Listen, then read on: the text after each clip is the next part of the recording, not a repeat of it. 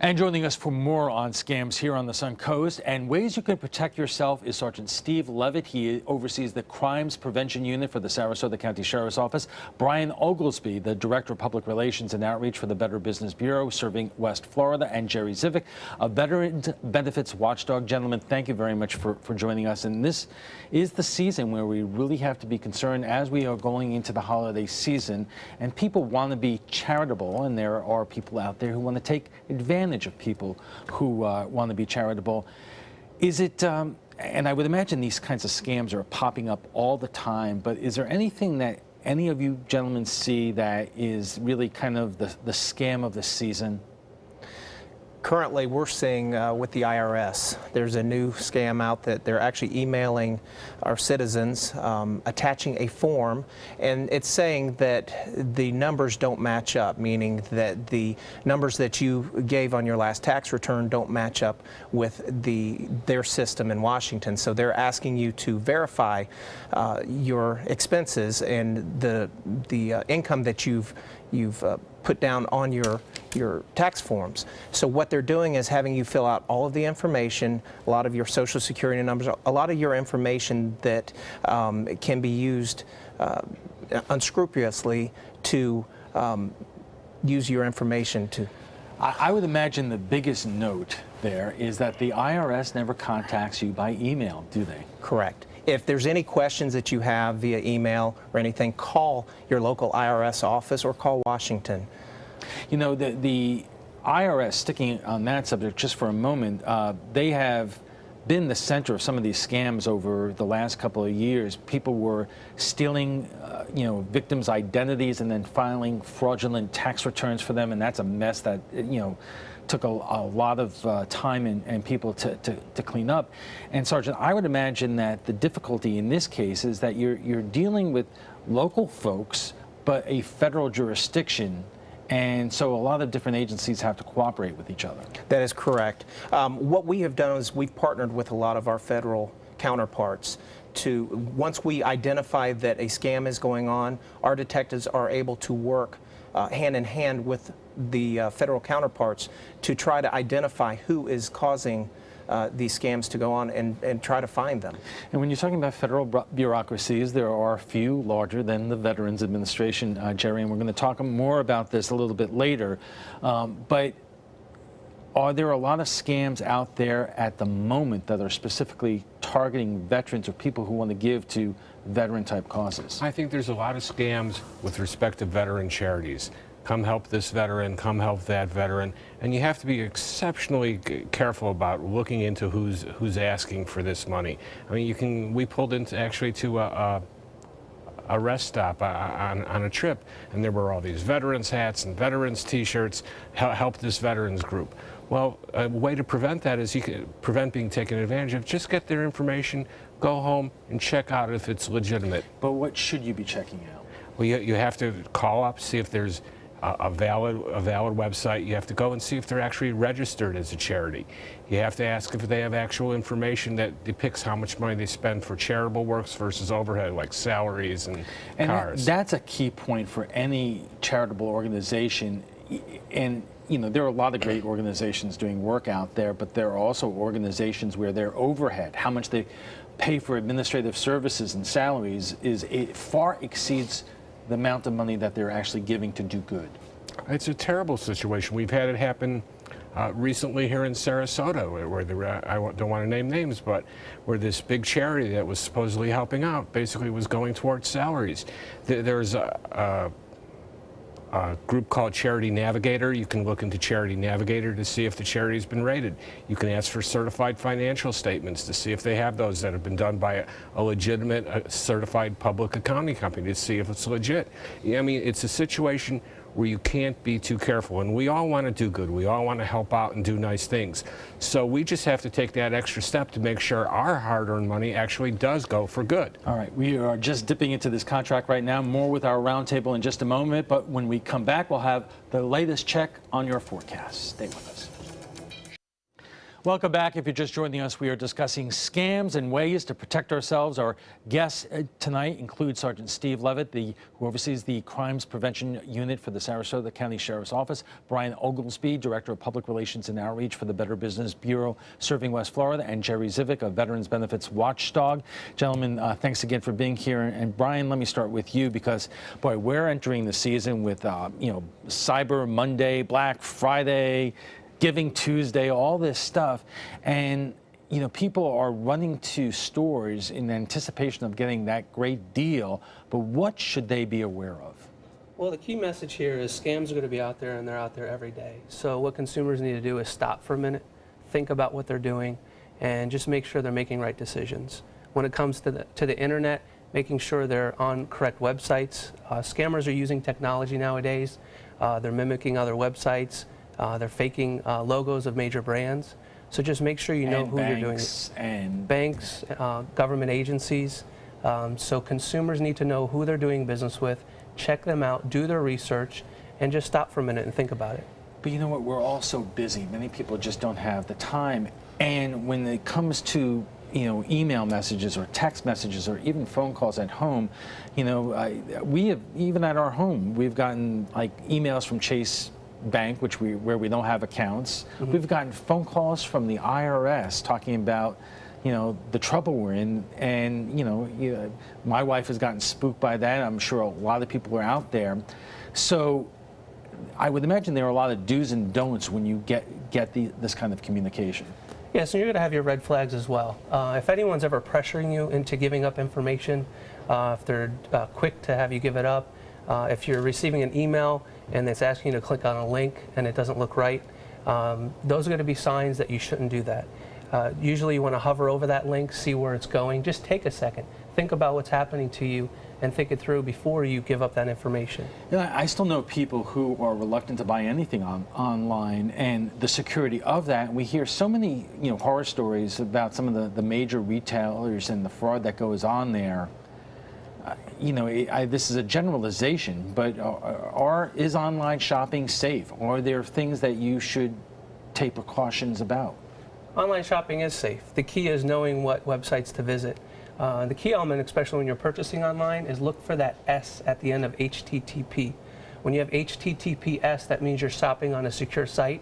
Also, when you're making that purchase, look on that website. Do they have terms and conditions? Does the company have a privacy policy?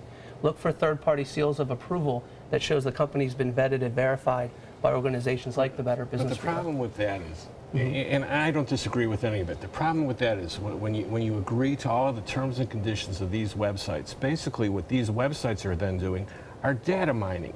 You're allowing them to look at your contacts and God knows what else, so you can't even shop on that website without agreeing to be data mined. Well, that's why you need to read those terms and conditions. But you can't do it. I've never come across any term and condition that does not allow the website to data mine you. Mm-hmm. And that's the big failing with internet shopping. And we were talking about this before too. Whenever you go online, if you're putting your credit card out over line, online, it's going over God knows how many thousands of miles, and somebody can grab it, even if it's encrypted somehow. There's an exposure to going online. And Jerry, you don't even file your own taxes online. No, I don't. No, I'll be a big target. But no, you can opt out, and the IRS doesn't make this known. You're not required to file your taxes online, and I've never filed my taxes yet online. Because a couple of years ago, we did have that, as we talked about earlier, the drop, which there was some. I once visited a woman in a nursing home in Pinellas County whose personal information, her social security number and date of birth I found on a guy in Tampa. Mm-hmm. And that just shows you how awful this is. And the question is, Sergeant, when this happens and you become victim to this, I mean, what's really your recourse if you either, have your identity stolen in that manner, or you just ripped off online or by one of these scam organizations? I mean, we saw the interview with your counterpart from Manatee County. There's not a big chance that you're going to be able to get your money back. But I think the important notion here is you got to report it. A lot of times, unfortunately, people are embarrassed to know that they've been taken. There's different scams, the granny scam going on, and so many different scams that when you figure out that, my goodness, I've just been taken, they're embarrassed by it. We need to know this information so that we can try to get the right resources out there to help. And you got to ask questions. If someone's calling you asking for information, find out why. You know, a lot of us are just so trusting of people. And we live in a community that's a little bit older.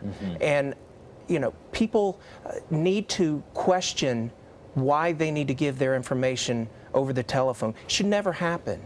You know, do your research, find out why, get some information sent to you. A lot of the charities even, 'tis the season. We're here to try to make everyone's holidays better and brighter. Know where your money's going. Know how much of your money is going to that charity versus through the charity fundraiser.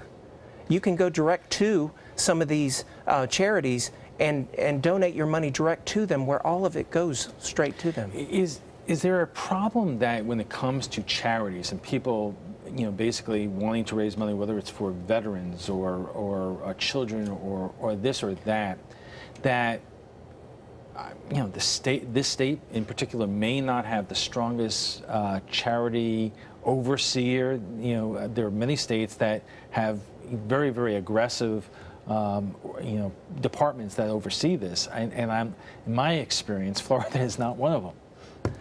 You need to make sure that the charity that you're looking to donate to is registered with the state. Make sure that their information is in Tallahassee and they have been vetted out by the state. Can it be stronger? Sure, and that's something that needs... What kind of vetting do they actually do, though? So you do all the proper paperwork, and the state doesn't have the ability to see what's going on in day-to-day operations. So all of a sudden you have somebody that's in charge of a charity making, you know, $500,000 for no justifiable reason. They're leasing a car. You know, the list goes on and on. The state doesn't have the ability to do that, other than process and give them a seal, what I would call a false seal of approval that it is vetted. Okay, then we as consumers need to do our homework prior to giving any of our money. If someone's calling you on the phone tonight saying, hey, I need or I would like for you to donate to this just cause, don't do it right then and there. Exactly. Absolutely. Ask for information. If it's a reliable and justifiable charity, they're going to be able to send you information. And not by email. And not. Jerry, let me ask you this, because you know, after fighting the wars that we have an increasing number of veterans that are coming into the community after leaving the service of our nation, and there are a lot of different organizations out there that we have talked about that are basically you know, trying to prey upon them. One thing that I saw in one of your notes is that are there organizations really out there charging veterans for their military records? Oh, certainly. Let's say you're trying to get apply for a VA benefit and you need your records, even though in theory they have them. So they're going to help you get these records, and they're obviously records that are yours and are available for free. They're available for free. Sometimes it does take a little bit of time to get them, because obviously, you know, going through the DOD is a big long process. But you should not be charged for that. Absolutely not. But I'll give any consumer, whether or not it's a veteran or you and I, when we go to the doctor, when we leave, we should say, can I have a copy of my record for today? And we have it. We'll never be charged for it, and it'll never be lost again. Put it in a safe place and so forth. Exactly, because doctors actually charge fees, private practitioners, to copy your own records, which in theory you've already paid for. That's ridiculous. All right, we're going to have to take another pause. And when we come back, we'll have final thoughts with our guests.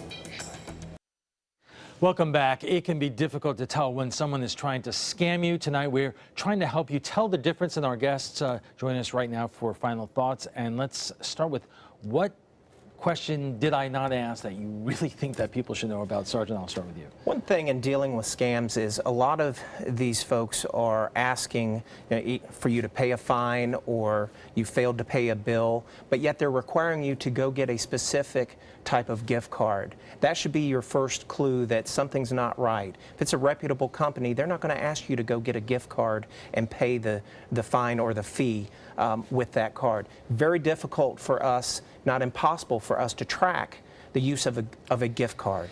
Are these organizations organized in terms of the scam artists, or are these just, you know, a bunch of, you know, guys in the back room doing this somewhere? A lot of them are very organized.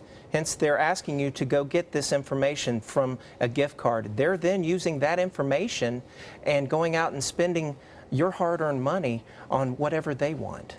Brian, what are you seeing at the Better Business Bureau now that you really haven't seen before?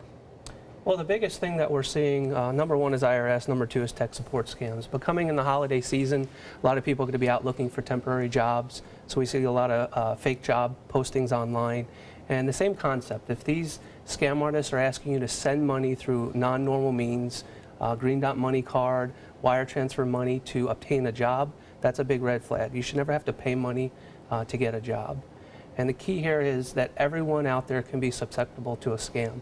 Everyone is vulnerable. Doesn't matter your age. Doesn't matter if your age, doesn't matter who you are. These scam artists is going after everyone. They're using technology and they're trying to take advantage of all consumers. So an educated consumer is going to be the one that avoids the scams. Do your homework, do your research, go to bbb.org, see the latest scams happening. When you know about the scams and how they approach you and the methods they use, then you'll be an educated consumer and you'll avoid these scams. Jerry, what is the hottest scam out there affecting our veterans? Well, before we jump onto that, Brian was telling us about the scam tracker at the BBB. I think that's a real excellent tool, and I think we need to get that out there, that you can go to BBB and find the scam tracker for current Absolutely. scams. Yes. I think the biggest problems for veterans right now is veterans want to help veterans. And all of these false charities that are out there saying, well, we're going to help wounded warriors, or we're going to help whatever it is, this type of veteran. I think veterans and all people have to be very careful of these types of charities. Or people who want to help veterans. Exactly, 100% correct. You want to help, and veterans, as we always talked about, deserve our very best. But we have to take a moment, step back, and really investigate if what we're doing is correct. If we send that check to it 2 days later, it'll be just as good as if we send it immediately. All right, gentlemen, thank you very much. I want to thank everyone for being here tonight. Sergeant Steve Levitt oversees the Crimes Prevention Unit for the Sarasota County Sheriff's Office. Brian Oglesby is the Director of Public Relations and Outreach for the Better Business Bureau serving West Florida. And Jerry Zivick is a Veterans Benefits Watchdog.